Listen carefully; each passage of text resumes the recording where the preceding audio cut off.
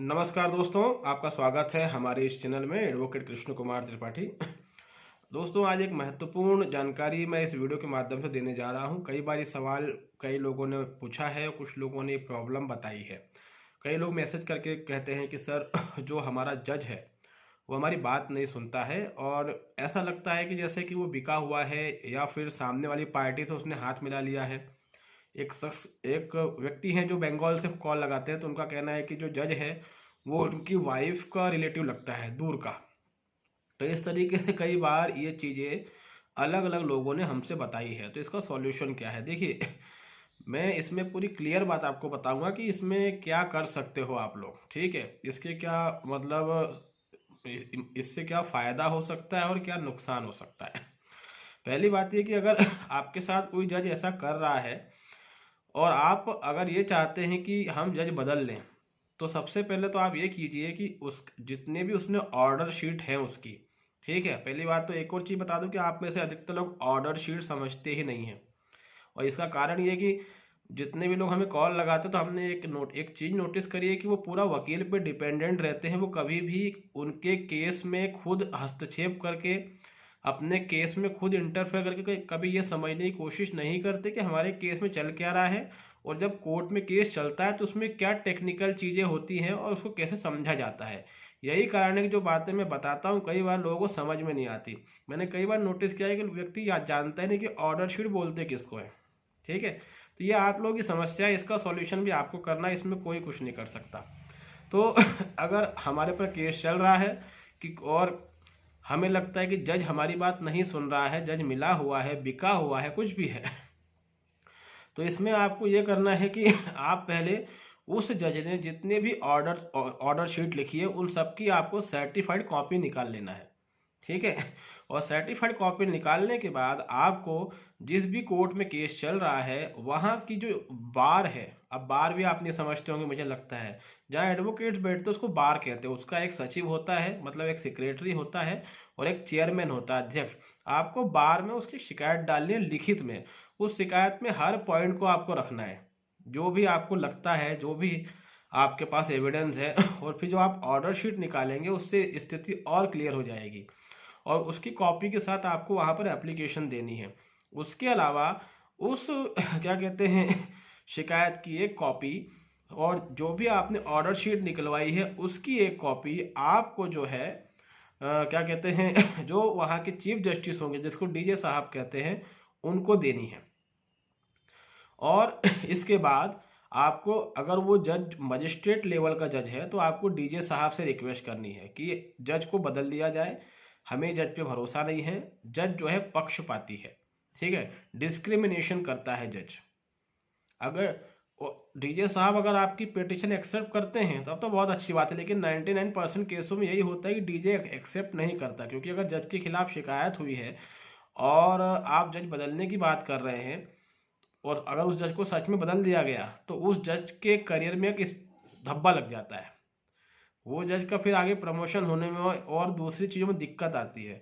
तो ये जजेस एक दूसरे को बचाने का काम करते हैं। तो आपको डीजे क्या लगानी है, प्रोसेस यही रहता है।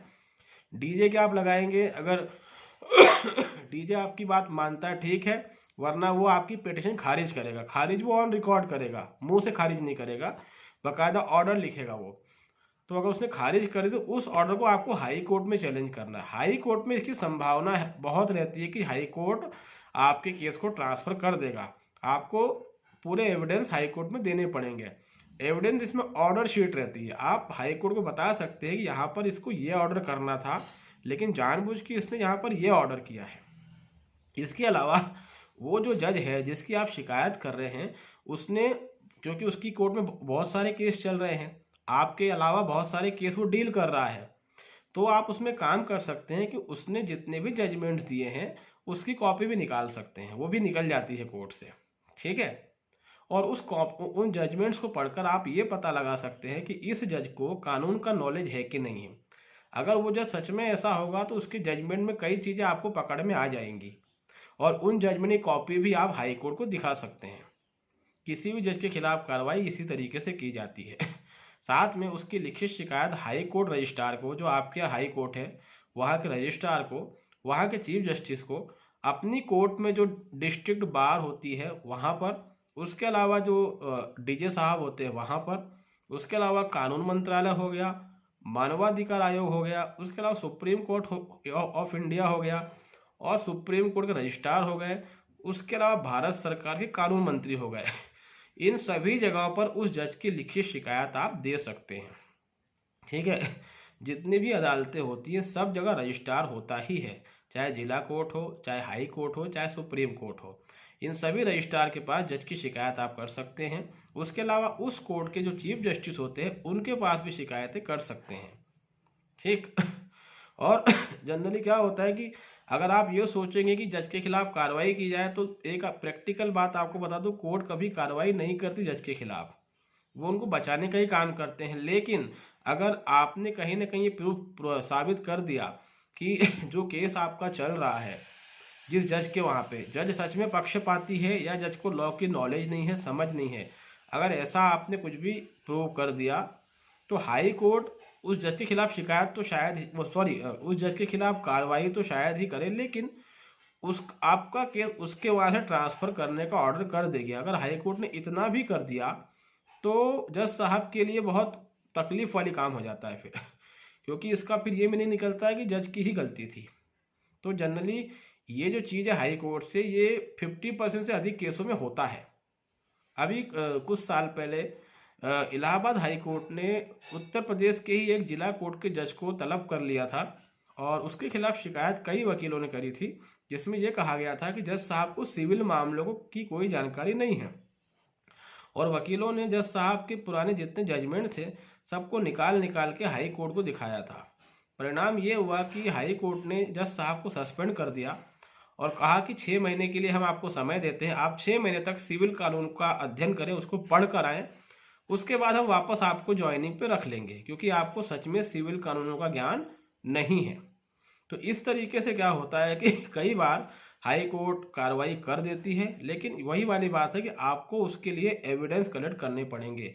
अगर जज आपकी नहीं सुन रहा है तो उसके खिलाफ सारे एविडेंस कलेक्ट कीजिए, आपके केस में जितनी भी ऑर्डर शीट है सबको निकालिए और सर्टिफाइड कॉपी निकालिए उन सब की, उनमें लूप होल फाइंड कीजिए, क्योंकि अगर उसने कुछ भी आपके साथ भेदभाव किया है तो वो उस ऑर्डर शीट में दिखेगा और ये सामने वाले जज को आप समझा सकते हो, उसके खिलाफ एक अच्छी शिकायत बनेगी। हमेशा ध्यान रखिए, मैं बार बार एक ही बात कहता हूँ, जो भी पिटीशन, जो भी शिकायत, जो भी एप्लीकेशन आप कहीं पर भी लगा रहे हैं, कानूनी लड़ाई अगर आप लड़ रहे हैं, हमेशा ध्यान रखें ड्राफ्टिंग आपकी बहुत तगड़ी होनी चाहिए। आपकी ड्राफ्टिंग में मिस्टेक अगर हो गई तो सामने वाला बच जाएगा, इसलिए ड्राफ्टिंग जिससे भी करवाए आपका वकील हो कोई भी हो, बहुत अच्छी होनी चाहिए। कई बार ऐसा भी होता है कि ड्राफ्टिंग इतनी तगड़ी होती है, जिस पे मैंने कल एक वीडियो बनाया था कि जज एप्लीकेशन नहीं लेता है, उसको लगता है इस एप्लीकेशन को लेकर मैं फंस जाऊंगा, इसलिए जज वो एप्लीकेशन नहीं लेता है। तो कई बार ऐसा भी होता है कि कई बार वकील इतनी अच्छी ड्राफ्टिंग करता है कि जज को लगता है कि ये एप्लीकेशन मुझे फंसा सकती है, तो वो फिर नाटक भी कर सकता है कि नहीं नहीं ये एप्लीकेशन मैं अभी नहीं ले सकता, फलाना ढिमका। तो हमेशा जब भी कभी भी आप कानूनी लड़ाई लड़ें तो जहाँ कहीं भी आप कुछ लिखित शिकायत, आवेदन, एप्लीकेशन, परिवाद, याचिका कुछ भी कर रहे हैं उसमें ड्राफ्टिंग का विशेष ध्यान रखें। अगर ड्राफ्टिंग में दम नहीं रहा हम केस हार जाते हैं।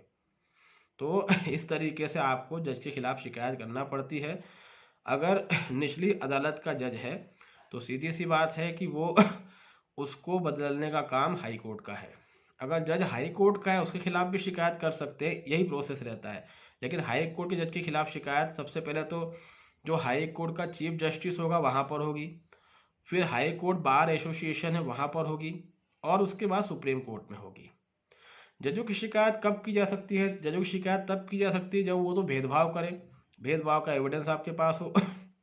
दूसरी बात, अगर मालूम पड़ता है कि जो वकील है वो जज का रिश्तेदार है अपोजिट पार्टी का, तब उस जज से केस वापस लिया जा सकता है और दूसरे जज को ट्रांसफ़र किया जा सकता है। कई बार ऐसा होता है कि हमें नहीं पता रहता कि जिस जज के यहाँ मेरा केस चल रहा है, मेरे अपोजिशन का वकील उसका दूर का रिश्तेदार लगता है या दोस्त लगता है।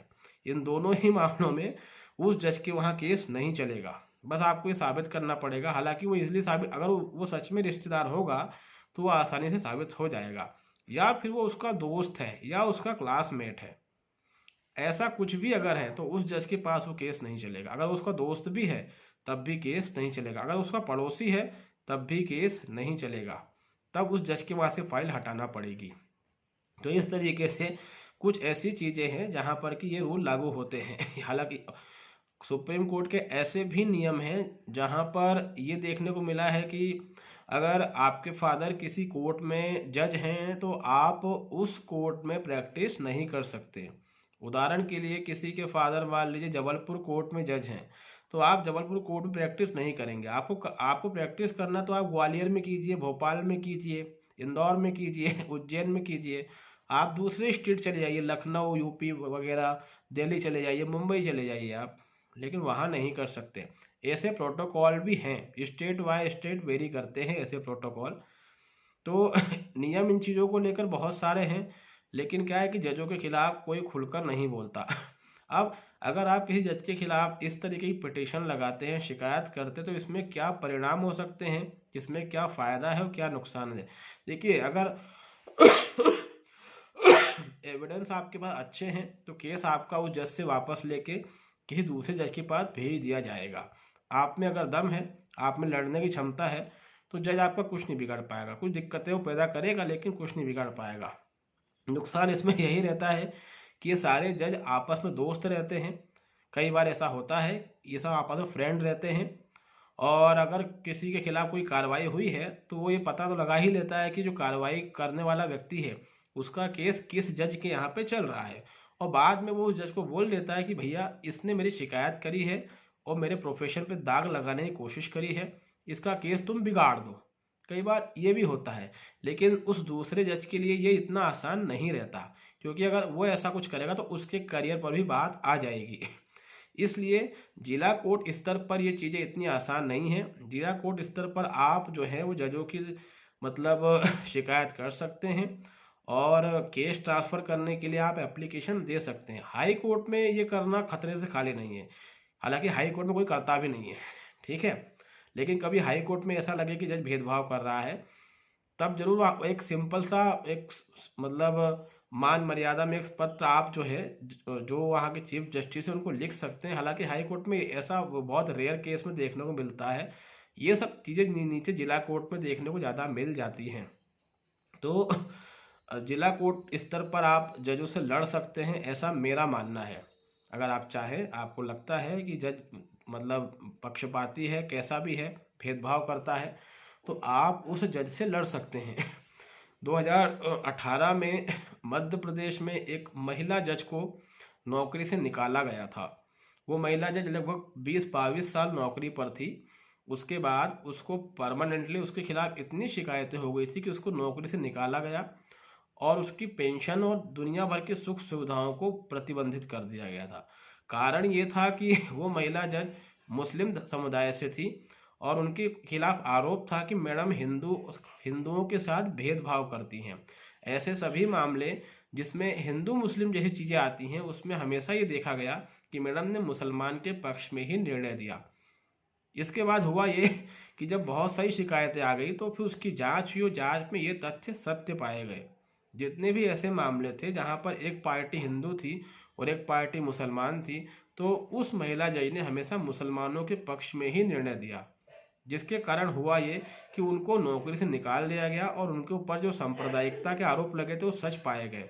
उनकी सारी पेंशन को रद्द कर दिया गया, यहाँ तक कि उस समय उन्होंने जो निर्णय दिए थे उन सब को रद्द करने का आदेश मध्य प्रदेश उच्च न्यायालय ने दे दिया था। तो कई बार ये भी होता है, आए दिन होता है, हमारी अदालतों में बोलना नहीं चाहिए। धर्म के नाम पे भेदभाव होता है, जाति के नाम पे होता है, लिंग के नाम पे होता है कि अगर आप पुरुष हो तो आपसे भेदभाव होगा, ठीक है। महिला जज है तो इसकी संभावना कई बार बढ़ जाती है। तो ये चीज़ें होती हैं दोस्तों। अब इनसे कैसे निपटना मैंने आपको बता दिया है। आप में लड़ने का दम है तो आप सब जगह लड़ सकते हैं, और अगर आप डरपोक हैं, आपके मन में बहुत से ख्याल आते हैं कि ऐसा हो जाएगा वैसा हो जाएगा, तो फिर मेरा कहना है कि उस पर हाथ मत डालिए, ठीक है। नहीं तो मधुमक्खी की छत्ते पर अगर छलांग लगा रहे हैं तो फिर जिगर होना चाहिए, ठीक है दोस्तों। तो उम्मीद है कि जो हमने आपको जानकारी दी है वो आपको समझ में आई होगी, और आपके डाउट्स क्लियर हुए होंगे, खासकर उन लोगों के जिनका ये कहना है कि जज भेदभाव करता है, ठीक है। तो बहुत बहुत धन्यवाद। और अगर आप हमारे चैनल में नए हैं तो इसको लाइक करें, इसको सब्सक्राइब करें, इसको शेयर करें दोस्तों। तब तक के लिए बहुत बहुत धन्यवाद। नमस्कार।